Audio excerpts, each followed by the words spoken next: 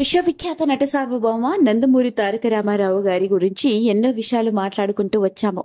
ఆయన కుటుంబ సినీ నేపథ్యానికి సంబంధించిన విషయాల్లో ముఖ్యంగా కుటుంబ నేపథ్యానికి సంబంధించిన ఆయన 11 మంది సంతానం గురించి, అందులోనూ కొడుకులు కోడళ్ల గురించి, కూతుళ్ళు అల్లుళ్ళ గురించి ఇలా మనకు తెలియని ఆశ్చర్యకరమైన విషయాలు మాట్లాడుకున్నాం. మరి ఈ రోజు ఈ వీడియోలో నేను మీ ముందుకు తీసుకొస్తుంది అలాంటి ఇంకొక ఆశ్చర్యకరమైన విషయం.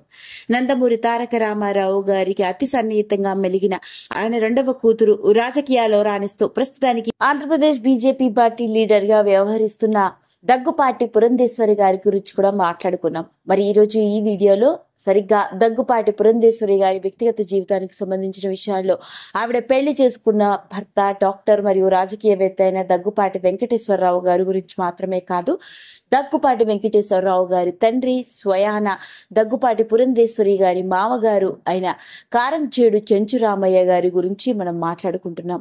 మరి ఇంతకీ ఆయన ఎవరో, ఆయన బ్యాక్గ్రౌండ్ ఏంటో తెలిస్తే మనందరం ఆశ్చర్యపోవలసిందే.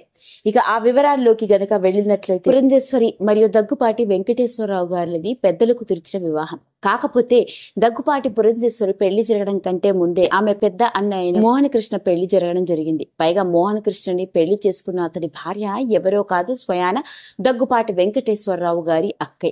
అలా కుండ మార్పిడి వివాహం చేసుకోవడం జరిగిందట. ఆ రోజుల్లోనే నందమూరి తారక రామారావు గారు జంట వివాహాలు జరిపిస్తూ వస్తూ ఉండేవాళ్ళట.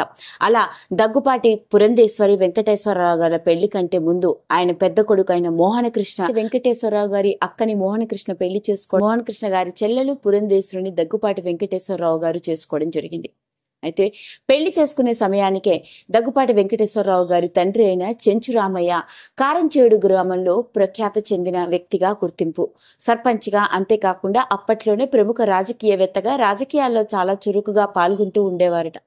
అలా రాజకీయవేత్తగా గుర్తింపు సంపాదించుకున్న ఆయనకి నందమూరి తారక రామారావు గారికి మధ్య మంచి స్నేహం, ఆ స్నేహం కాస్త పెళ్లిళ్లతో బంధంగా మారిపోయింది. కారంచేడు గ్రామంలో గ్రామానికి పెద్దగా, అంతేకాకుండా ఎన్నో రకరకాల వ్యవహారాలు, ఊరి సమస్యలను పరిష్కరించడం మాత్రమే కాకుండా ఆయన తారక రామారావు గారు అప్పటికే తెలుగుదేశం పార్టీని స్థాపించి ముఖ్యమంత్రిగా రాణిస్తున్న నేపథ్యంలోనే ఊరికి సంబంధించిన ఎన్నో అభివృద్ధి కార్యకలాపాల్లోనూ ఎన్నో రకరకాల పనులలోనూ చాలా చురుగ్గా పాల్గొంటూ ఎంతో సేవా కార్యక్రమాలు చేసుకుంటూ వచ్చారు.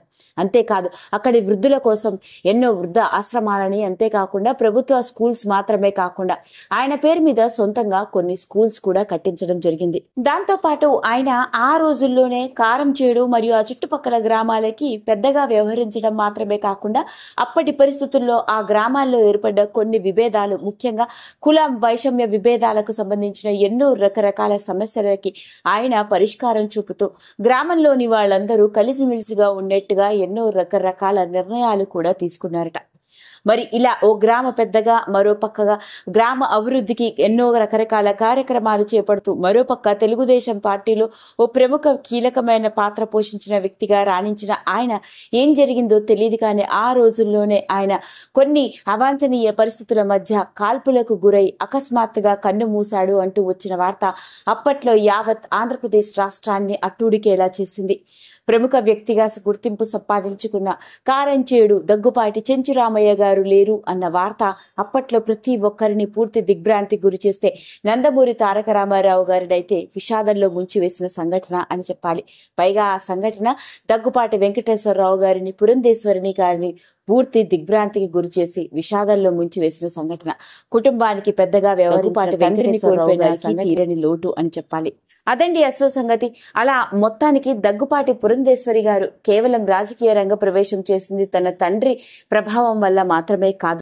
మరోపక్క చూసుకున్నట్లయితే ఆవిడ మామ ప్రముఖ రాజకీయవేత్తగా అప్పట్లోనే ఆంధ్రప్రదేశ్ రాష్ట్ర రాజకీయాల్లో కీలక పాత్ర పోషించిన వ్యక్తి, పైగా స్వయాన తన తండ్రికి అతి సన్నిహితుడు, మంచి స్నేహితుడు కూడా. ఆ స్నేహం కాస్త చిరస్థాయిగా నిలబడడానికి బంధువులుగా మారినవైన. ఏది ఏమైనప్పటికీ ఎన్నో రకరకాల విషయాలు మనం మాట్లాడుకుంటున్న నేపథ్యంలోనే మొట్టమొదటిసారిగా దగ్గుపాటి పురంధేశ్వరి గారి మామ ఎవరో, అతని బ్యాక్గ్రౌండ్ ఏంటో తెలుసా అంటూ వెలుగులోకి వచ్చిన ఈ వార్త ఇప్పుడు అందరినీ ఆకట్టుకుంటోంది. ఈ వీడియో కనుక మీకు నచ్చినట్లయితే లైక్ చేయండి, షేర్ చేయండి, సబ్స్క్రైబ్ చేసుకోండి. మరిన్ని వీడియోస్ కోసం పక్కనే ఉన్న బెల్ ఐకాన్ని నొక్కడం మాత్రం మర్చిపోకండి.